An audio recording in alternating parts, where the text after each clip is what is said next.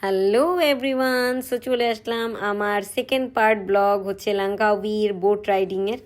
তো আমরা চলে যাচ্ছি আমাদের নেক্সট ডেস্টিনেশনের দিকে, যেটা কিনা হচ্ছে কেভ। তো এখানে একটা ক্রোকোডাইল কেভ আছে, আর আরেকটা কেভ আছে মানকি কেভ।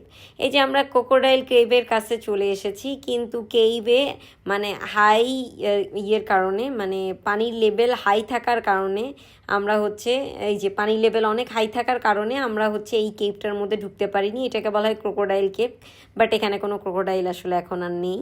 তো হাই টাইডের কারণে আমরা ওই উপরে যেতে পারলাম না, মানে ভিতরে যেতে পারলাম না। আমাদের পাশের বোটটা একটু ভিতরে যাওয়ার ট্রাই করছিল, বাট ইটস নট পসিবল, কারণ এখানটায় আসলে অনেক হাই টাইড থাকার কারণে এখানে যাওয়া যাচ্ছিল না। সো এখান থেকে আমরা মানে উইদাউট কেভের মধ্যে না যেয়ে নিয়ে আমরা ব্যাক করলাম। এই যে এটা হচ্ছে গরিলা গরিলা মাউন্টেন, গরিলার মতো দেখতে দেখে ওইটার নাম দেওয়া হচ্ছে গরিলা মাউন্টেন। এরপরে আমরা চলে আসলাম আবার আমাদের সেই রেস্টুরেন্টে লাঞ্চ করার জন্য।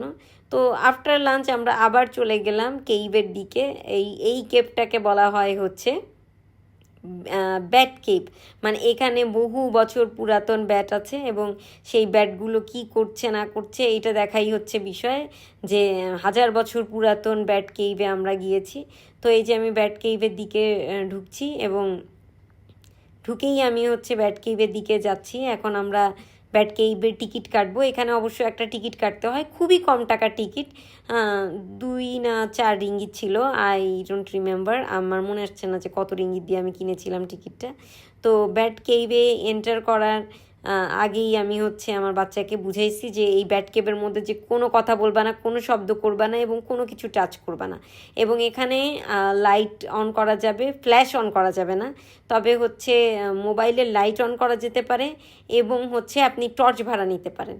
তো আমরা ঢুকলাম ব্যাট কেভের মধ্যে। ঢুকার পরে এই যে এখানে অনেক ব্যাট দেখা যাচ্ছে, এই যে এই ব্যাটগুলো হাইবারনেশনে আছে। তো আমাদের গাইড আমাদেরকে খুব ভালো করে সতর্ক করে দিয়েছিল যে কোনো কথা বলা যাবে না, কোনো সাউন্ড করা যাবে না, কারণ যেহেতু এরা হাইবারনেশনে আছে, এরা উঠে গেলে এরা যন্ত্রণা করতে পারে, যে কোনো রকমের হার্ম করতে পারে। আর যেহেতু আমরা জানি ব্যাট অনেক রকমের রোগ ছড়ায়, সো আমি তো সব সময়ই মানে খুবই ভয়ে থাকি ব্যাট নিয়ে। এই যে দেখেন এখানে কত ব্যাট, আর আরও ভিতরে আরও এই যে এখানে তো ঝাঁকে ঝাঁকে রয়েছে, সবগুলোই ঘুমাচ্ছে, বিকজ ডে টাইমে ওরা ঘুমায় এবং নাইট টাইমে ওরা উঠে। তো এই তো আমি ব্যাট কেভের মধ্যে আমার ছেলের 2 হাত শক্ত করে চেপে ধরে তাকে একদম চুপ থাকতে বলেছি, এবং আমার সোনা বাচ্চাটা আমার সব কথা শুনেছে, সে কোনো কথা বলে নাই, সে একটা টু শব্দও করে নাই, এবং তার হাতটা আমি পুরো ধরে রেখেছিলাম, কারণ ওই যে রেলিংগুলো ছিল আমাদের গাইড আমাদেরকে বলে দিয়েছে যে এই রেলিংয়ের মধ্যে ব্যাডের অনেক পুপ থাকতে পারে, সো এইটা জার্মস থাকতে পারে এখানে, সো এটা থেকে সাবধান এবং এটাতে হাত না দিতে। সো আমি এটাতে হাত দেইনি, এবং আয়নকে বলেছি যে আমি তোমাকে ধরে রাখছি, তুমি একদম হাত নড়াবা না। সে অনেক ভয়ে ভয়ে এগিয়ে যাচ্ছে, এবং কোনো কথা কোনো সাউন্ড কিছুই করছে না, কারণ সেও ভয় পেয়েছে যে এই কেভের মধ্যে মানে এত ঘুটঘুটে অন্ধকার কেভ, সে আসলে কেভ দেখে অনেক ভয় পেয়েছে যে এই জায়গাটা এরকম কেন, মানে এরকম ভয়ঙ্কর অন্ধকার, টর্চের আলো ছাড়া কোনো আলো নেই, একদম ঘুটঘুটে অন্ধকার। 1 পা আগে কি আছে, এই টর্চ চলে গেলে এইটাও দেখা যাবে না যে 1 পা আগে 1 ফুট আগে কি আছে, এত অন্ধকার। তো আমরা কেইভের মধ্যে ঢুকলাম, এবং এই কেইভের মধ্যে ঢুকার অনুভূতিটাও অনেক থ্রিলিং ছিল। প্রথমে আমি ভেবেছিলাম আমি ব্যাট কেইভে ঢুকবো না, কারণ ব্যাট আমার পছন্দ না, ব্যাট আমার অপ্রিয়। কোভিড-19 তো এই ব্যাটই ছড়াইছে, সো আমার ব্যাট ভালো লাগে না। কিন্তু তারপরেও আমার বরের কথায় যে সে খুব করে বলল যে না, যেহেতু এখানে এসেছি কোনো এক্সপিরিয়েন্স বাদ দেওয়া যাবে না, সব কিছু দেখতে হবে। তো আপনারা যখন যাবেন এই ব্যাট কেইভে গেলে অবশ্যই সাউন্ড করবেন না, রেলিংয়ে হাত দিবেন না, এই লোকটা যদিও দিচ্ছে আপনারা কেউ দিবেন না, এবং অবশ্যই টর্চ ভাড়া করে নেবেন ওখান থেকে, এবং ওখানে ফটোগ্রাফি করারও সুযোগ থাকে। সো আপনি ওখানে বাইরে একটা ফটোগ্রাফিক বুথ আছে, আপনি ওখান থেকে ফটোগ্রাফি করতে পারেন। আমি করেছি, উইচ ইজ ভেরি গুড, আমাদের ছবিগুলো অনেক সুন্দর এসেছে, তো আমি পরে ছবিগুলোকে বাই করেছি। এই যে এই ব্যাট কেভ থেকে বেরোনোর পর এখানে একটা মানকি রেস্ট করছে, এখানে কোনো কিছু নিয়ে যাওয়া যায় না, ইভেন তো মোবাইলও নেওয়া যায় না। তো আমার বর শুধু মোবাইল নিয়েছিল, আমি আমার মোবাইলটা নিইনি। তো আমরা এই যে ব্যাট কেভ ঘুরে নিয়ে এখন আমি আয়নকে নিয়ে সামনের দিকে দেখছি আশেপাশে কি আছে না আছে। তো ম্যানগ্রোভের এখানে একটা ভালো ভিউ পাওয়া যায়, বাট এখানকার পানি কিন্তু পরিষ্কার না, পানি কিন্তু অনেক নোংরা। তো আমি ব্যাট কেভ থেকে বেরোই এখন একটু রিল্যাক্স। আয়ন আমাকে জিজ্ঞেস করছে, মাম্মি এখন সবাই কথা বলছে কেন? তো আমি আবার ওকে বুঝালাম যে আমরা তো এখন কেভ থেকে বাইরে চলে আসছি, আমরা তো কথা বলতেই পারি। তো তখন সে বলল যে ও খালি ওই কেইভের মধ্যে ঢুকলে কথা বলা যাবে না, তো আমি বললাম হ্যাঁ ওখানটায় ঢুকলে কথা বলা যাবে না।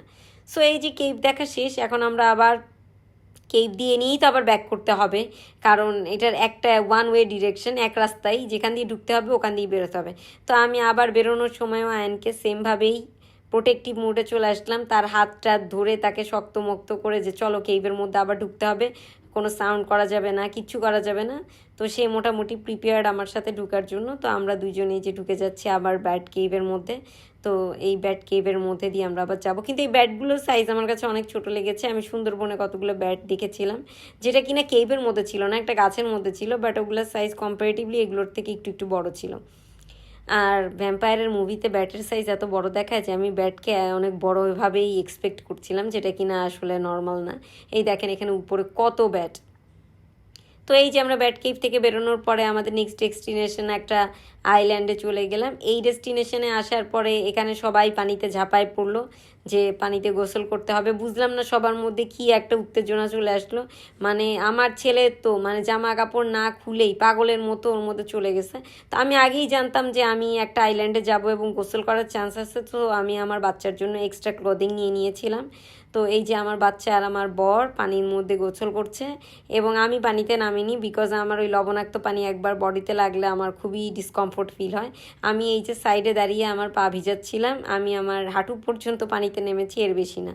এরপরে আমরা ওই আইল্যান্ড থেকে উপরে উঠে গেলাম, এবং আয়ান এই যে তাকে একটা এরকম দড়ি হচ্ছে আমাদের গাইড ধরিয়ে দিয়েছে, এবং তার ধারণা যে সেই আমাদেরকে মানে বোট চালাচ্ছে, সে হচ্ছে আমাদের সেইলর। তো সে আমাদের বোট চালাচ্ছে, তো বোট চালায় আমাদেরকে নিয়ে যাচ্ছে। তো আমি আয়নকে নিয়ে যাচ্ছি, সে অনেক খুশি এই দড়িটা পাওয়ার পরে, কারণ তার মনে হয়েছে এই রোপ টানলেই মনে হয় বোট চলতেছে। সে বিভিন্নভাবে ডানে বামে নাড়াচাড়া করে নিয়ে বোটকে বিভিন্ন ডিরেকশন দিচ্ছিল, এবং এইভাবেই আমাদের আজকের দিনের ট্রিপটা শেষ হয়ে যায়। এবং আমরা এই যে দেখতে পাই যে এইখানটায় আমাদেরকে লঙ্কা দ্বীপের যে আমরা এসেছি এইটাকে আমাদেরকে ওয়েলকাম জানানো হচ্ছে, এবং চারিদিকে অনেক সুন্দর ভিউ। এবং এখানে ফেরার পথেও আমরা অনেক হাই টাইডের মধ্যে দিয়ে নিয়ে জাম্পিং করে করে আমাদের বোট আর কি এই সমুদ্র পার করেছে, এবং the view was so so so pretty. তো এই জায়গাটা পার করলাম। এই যে আমার ছেলে তো এক্সাইটিং মুডে আছে। তো এই আজকের জার্নি অনেক সুন্দর ছিল। লঙ্কা দ্বীপে আসলে আপনারা অবশ্যই এই প্যাকেজটা নেবেন আর এই আইল্যান্ডগুলো ঘুরে দেখবেন।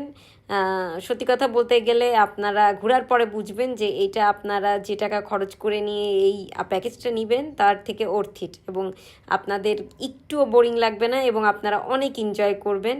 তো আমি তো অনেক এনজয় করেছি সবার সাথে, আর সব কিছু দেখে টেখে নিয়ে মানে আমার অনেক ভালো লেগেছে। জীবনে যে এক্সপিরিয়েন্স নিয়েছিলাম না সমুদ্রে যাওয়ার, যেহেতু আমি সাঁতার জানি না, তারপরেও সাহস করে এই প্যাকেজ নিয়ে সমুদ্রে যে সেই এক্সপিরিয়েন্স ফিল করলাম, সেই থ্রিল ফিল করলাম। এবং আমি বলবো আপনারা যারাই লঙ্কা দ্বীপে যাবেন অবশ্যই এই প্যাকেজ নিয়ে ঘোরাফেরা করবেন। সো আজকে আমার ব্লগটা এই পর্যন্তই ছিল। সো এই ছিল আমার আজকের ট্রিপ। সবাই আমার সাথে থাকার জন্য থ্যাংক ইউ, এবং আমার পুরো ব্লগটা দেখার জন্য থ্যাংক ইউ। নেক্সট ব্লগে আবার নতুন কিছু নিয়ে আসবো। So till then bye bye, thanks for watching my blog. আমাকে বেশি বেশি সাপোর্ট করবেন, ফলো দিবেন যাতে আমার পেজের রিচটা বাড়ে, এবং অবশ্যই আমার ভিডিওগুলোকে দেখবেন।